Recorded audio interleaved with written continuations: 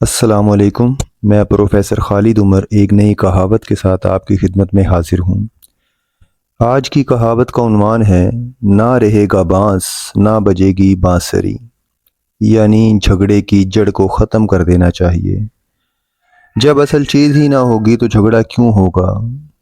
یہ کہاوت اس وقت کہی جاتی ہے کہ جب کسی جھگڑے یا مسئلے سے نجات حاصل کرنے کے لیے بنیاد ہی کو مٹا دیا جائے۔ اس کہاوت کے پس منظر میں جانے سے پہلے آپ سے گزارش ہے کہ اس ویڈیو کو آخر تک دیکھیے گا۔ کسی گاؤں کے لوگوں نے نہ کبھی کوئی بانسری دیکھی تھی اور نہ ہی بانسری کی آواز کبھی سنی تھی۔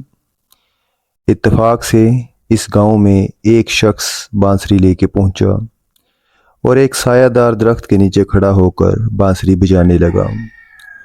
گاؤں کے لوگوں نے جب بانسری کی آواز سنی تو دھیرے دھیرے وہاں اکٹھا ہو گئے۔ ان لوگوں کو بانسری کی آواز بہت بھلی لگی۔ ایک شخص نے بانسری والے سے پوچھا یہ کیا چیز ہے اور کیسے بنائی جاتی ہے؟ اس نے کہا یہ بانسری ہے اور بانس سے بنائی جاتی ہے۔ اگر تم مجھے بانس لا کر دے دو تو میں تھوڑی دیر میں ایسی ہی بانسری تمہیں بھی بنا کر دے دوں گا۔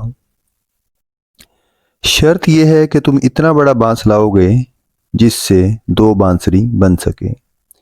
ان میں سے میں ایک بانسری تم کو دے دوں گا اور دوسری بانسری اپنی اجرت سمجھ کے اپنے پاس رکھ لوں گا۔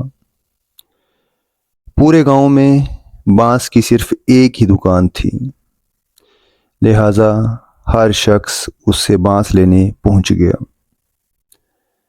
بانسری والے نے ایک شخص کو ایک بانسری بنا کر دے دی، باقی بانس اپنے پاس رکھ لیا۔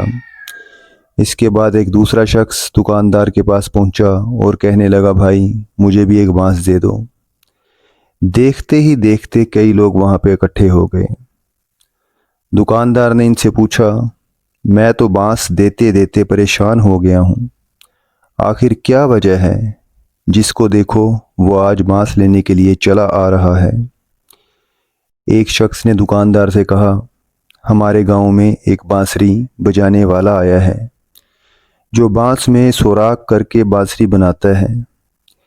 جو بانس لاتا ہے اسی کو وہ بانسری دے دیتا ہے۔ ابھی یہ بات ہو ہی رہی تھی کہ کئی لوگ وہاں پہ آ گئے اور کہنے لگے کہ بھائی ہمیں بھی بانس دے دو۔